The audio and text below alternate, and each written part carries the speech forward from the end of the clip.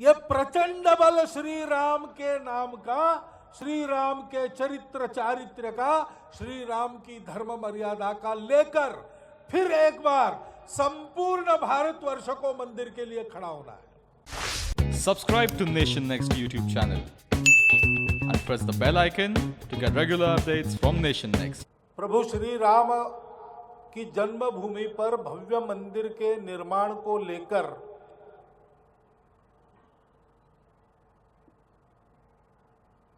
पहली बार मैं सभा में गया वो 1987 था। अब पूरे 20 साल हो गए, 30 साल हो गए। फिर से उसी मांग के लिए उसी सभा में आना हो रहा है।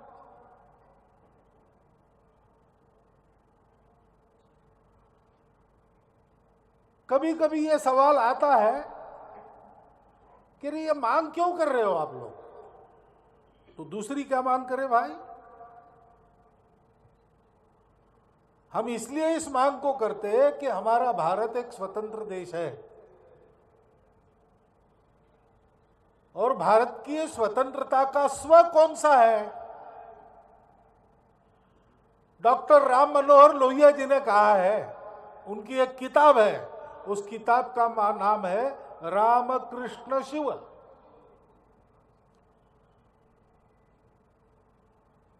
वो कहते हैं कि भारतीय समाज जीवन, राष्ट्र जीवन का ये जो वस्त्र प्राचीन समय में बुना गया, उसके उत्तर दक्षिण धागे को श्री राम ने पिरोया, पूर्व पश्चिम धागे को श्री कृष्ण ने पिरोया और भगवान शिव तो इस पूरे समाज के मन में छा गए हैं सर्वत्र। भारत के स्व का, भारत के अस्मिता का आधार ये तीन है और अयोध्या में उनकी जन्मभूमि है जो एक ही होती है, दूसरी नहीं होती। अब जब तक हम खुद के मालिक नहीं थे, स्वतंत्र नहीं थे, तब तक हम चुप रहे। हम अपने मालिक बन गए, स्वाभाविक हमने अपनी चीजों को बिठाया। पहला काम तो सोमनाथ का पुनर्निर्माण हुआ सरदार वल्लभ भाई पटेल के नेतृत्व में, श्री के मा मुंशी के नेतृत्व में। उस समय मुंशी जी ने क्या कहा, उसका उद्घाटन करने के लिए डॉक्टर राजेंद्र प्रसाद गए थे, हमारे राष्ट्रपति जी। उन्होंने क्या कहा, सरदार पटेल ने क्या कहा, इसका अध्ययन करेंगे। तो ध्यान में आता है कि इस मांग को लेकर 30 साल से हम क्यों लगे।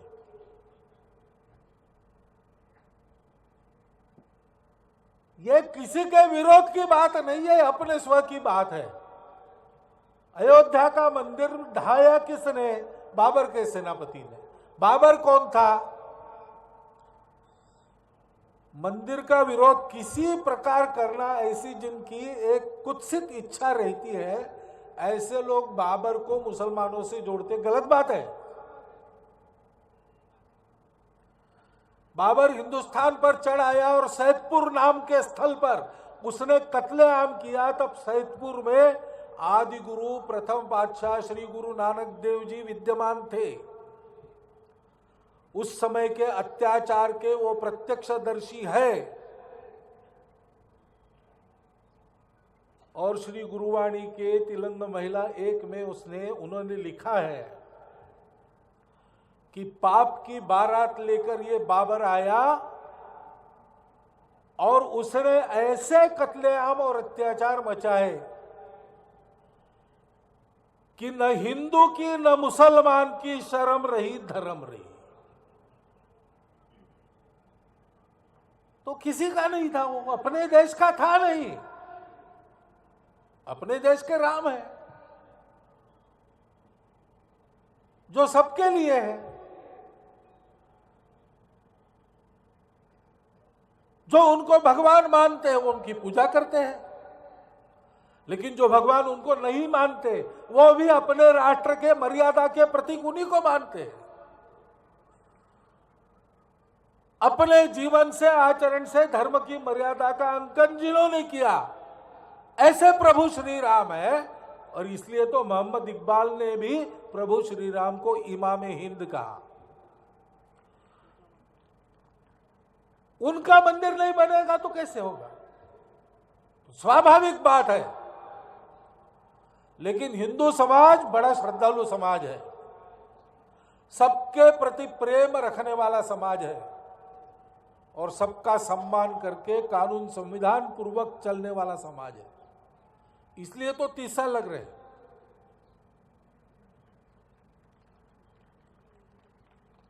हमने पहले समाज को बताया, भाई वहां रामलला विराजमान है, लेकिन ताले के अंदर है तो ताला खुल गया। उनका एक भव्य मंदिर बनना चाहिए, इसलिए वो मिलना चाहिए। मांग करो, मांग की समाज ने। मामला न्यायालय में गया, लगता है कि न्यायालय की प्राथमिकता है ही नहीं। उस समय भी समय लगा, उस समय भी समय लगा। तत्कालीन जो प्रधानमंत्री जी थे नरसिंह राव जी, उनको मिलने गए हमारे रज्जू भैया, उस समय हमारे सरसंघ चालक वे थे। उन्होंने कहा कि प्रधानमंत्री जी, लाखों कार सेवक आए हैं, सबकी दिली इच्छा है मंदिर का निर्माण शुरू हो, कार सेवा करने के लिए आए हैं। प्रतीकात्मक कार सेवा से समाधान होने वाला नहीं है। वर्षों से मांग कर रहे, अभी तक सुनवाई तक नहीं होती है। मन में असंतोष है।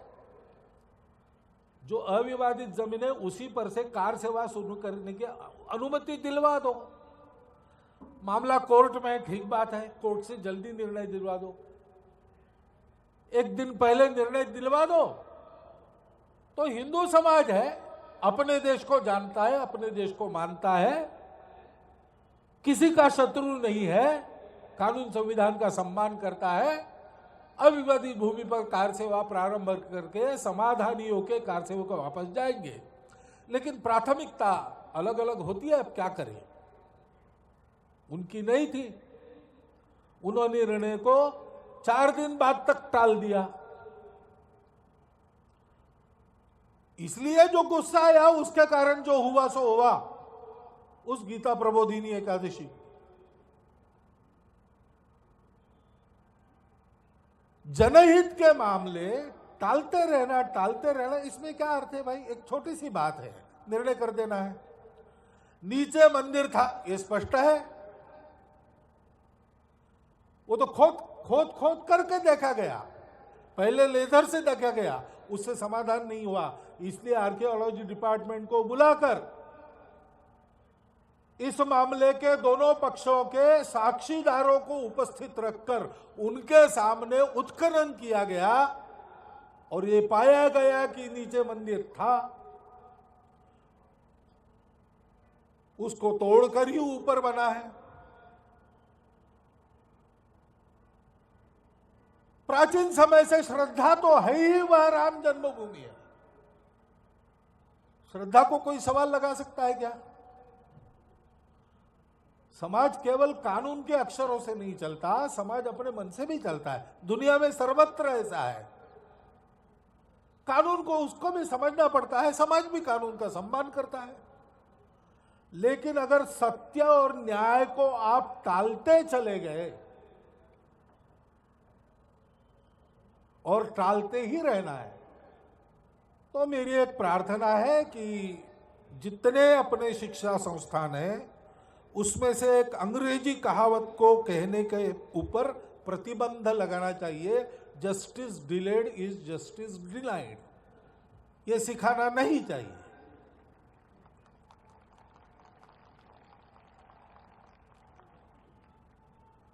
अब सुप्रीम कोर्ट ने कह दिया कि हमारी प्राथमिक, हम तो अभी तक 2010 में निर्णय आ गया, ये बता दिया गया कोर्ट के द्वारा कि रामलला है, वो लीगल एंटिटी है और वहां पर उन्हीं का स्थान है।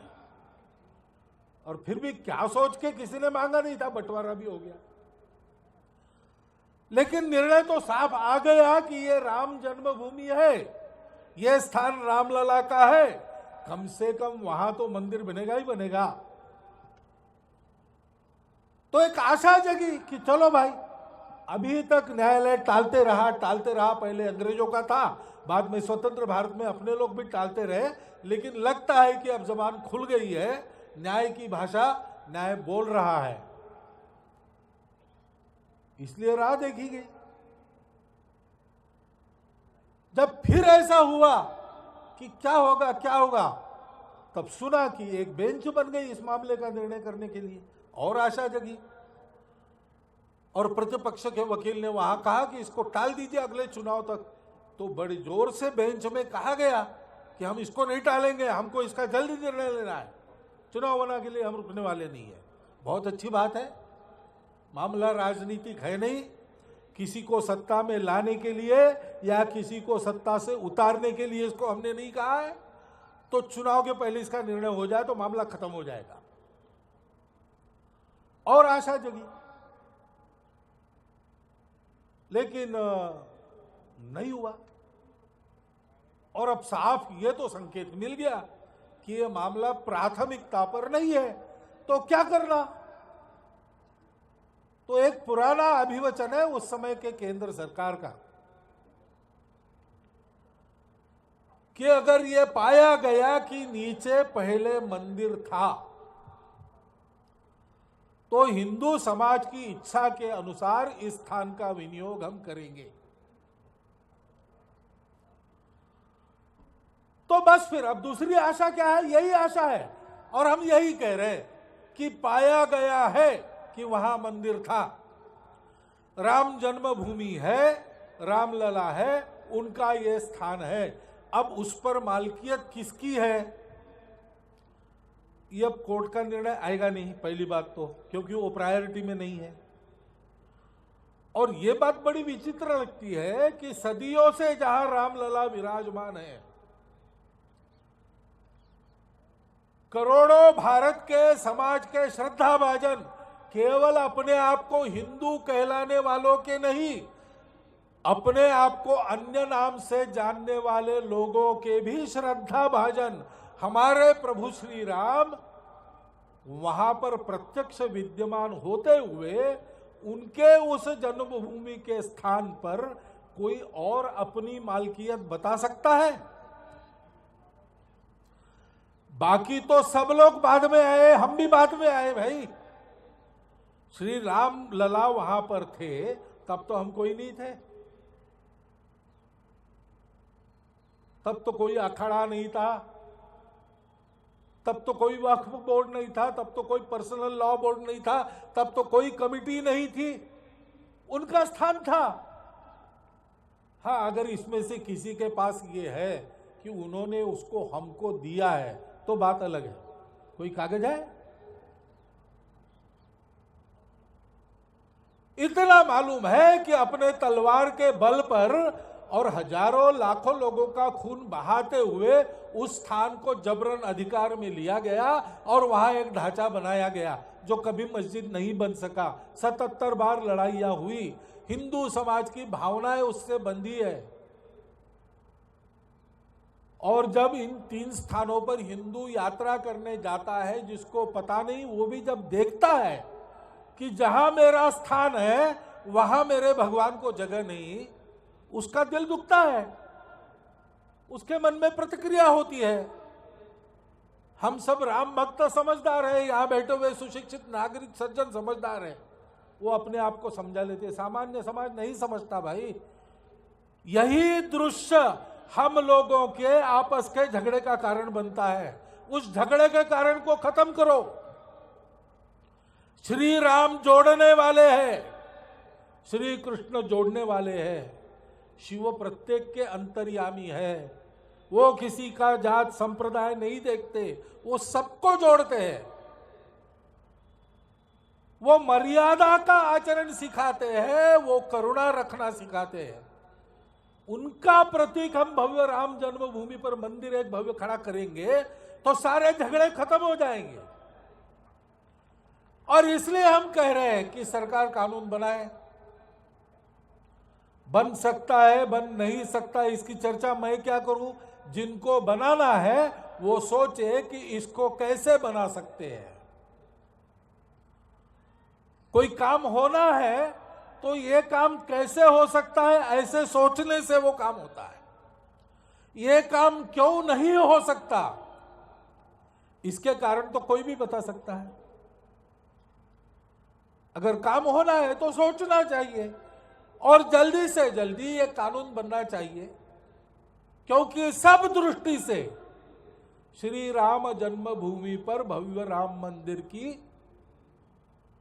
का औचित्य सिद्ध हो चुका है। भारत की श्रद्धा है, प्रत्यक्ष प्रमाण चक्षुर्वै सत्यम उत्खनन में मिल गए हैं। सब प्रकार के तर्क हो गए, उसके आधार पर निर्णय आया और निर्णय के अपील को बिना सुनवाई और बिना जिरह टाला जा रहा है, इधर उधर की बातें निकालकर। इसका मतलब जो निकाल रहे हैं उनके पास सत्य नहीं है।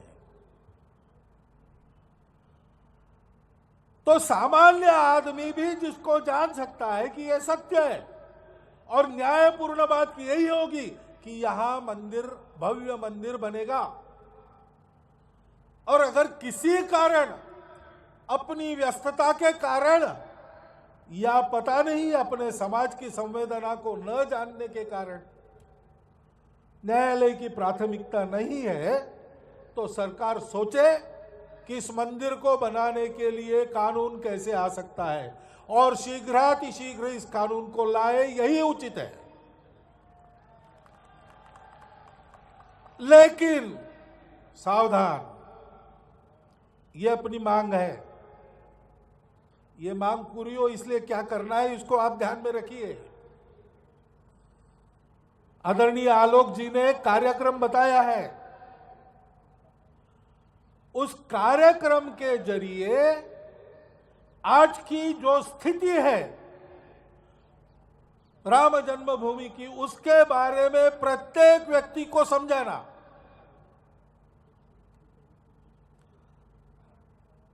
जब वहां पर जो नहीं चाहिए था वो था, तब तो हमको लड़ना पड़ा। अब आज लड़ाई नहीं है,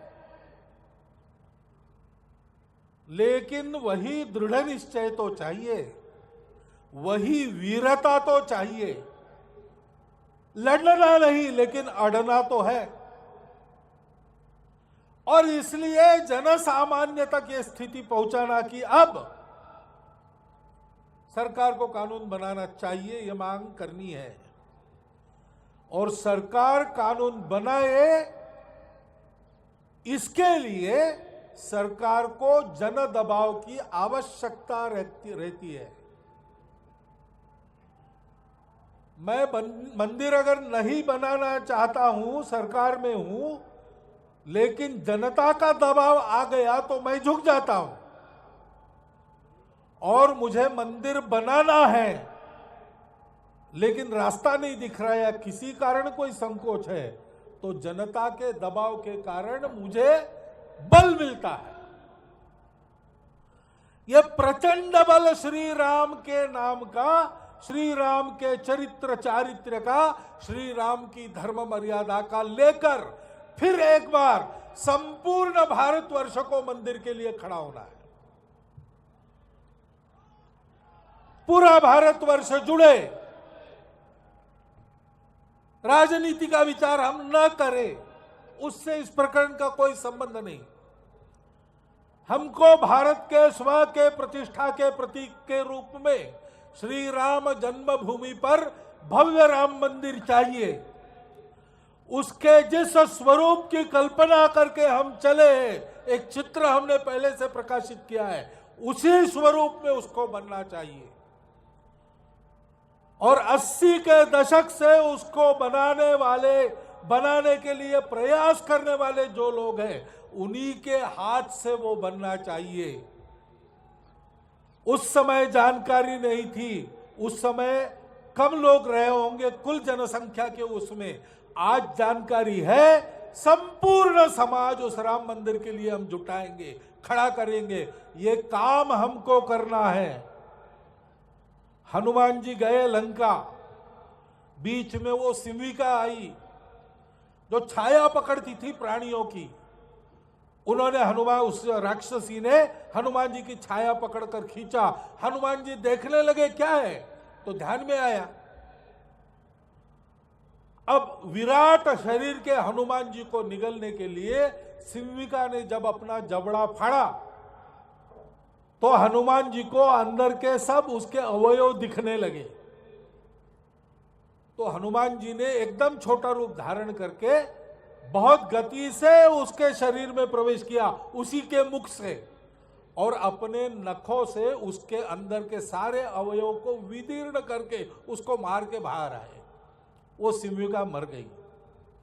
यह अद्भुत कृत्य देखने के बाद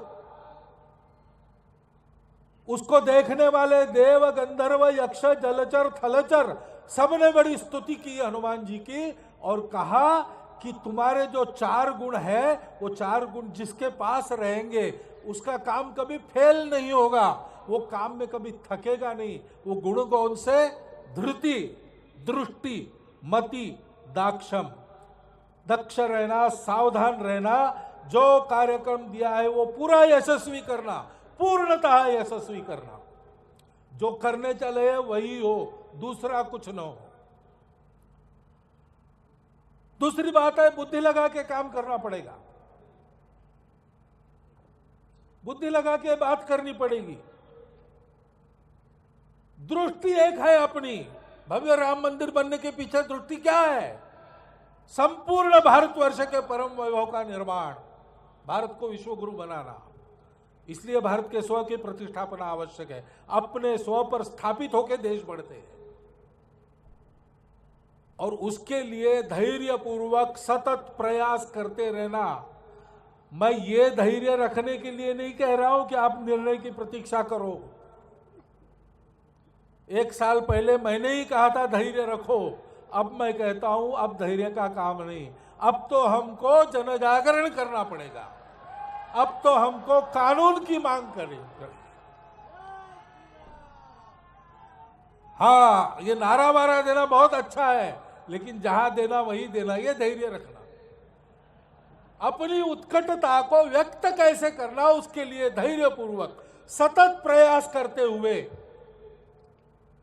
मेरे मन की इच्छा है, मैं मिलते रहता हूं भारतवर्ष के सब साक्षात्कारी संतों की, महापुरुषों की इच्छा है, सामान्य जनों की इच्छा है, और इसके पहले जिनकी नहीं थी उनकी भी इच्छा है कि जल्दी जल्दी भव्य राम मंदिर बने। अब ये इस आंदोलन का हमारा निर्णायक चरण हो और ऐसा जोर हम लगाए कि भव्य राम मंदिर का निर्माण शुरू होने के बाद ही जागरण का काम रुके। उसके बाद क्योंकि वहां जाके बनाने के लिए हाथ लगाना पड़ेगा, बैचेस में जाना पड़ेगा कार सेवकों को, इसलिए तब तक ये जागरण का काम अविरत हमारा चले। इतना एक आह्वान आपके सामने रखता हूं, मेरे 4 शब्द समाप्त करता हूं। Subscribe to Nation Next YouTube channel and press the bell icon to get regular updates from Nation Next. Also like Nation Next Facebook page and follow us on Instagram and Twitter.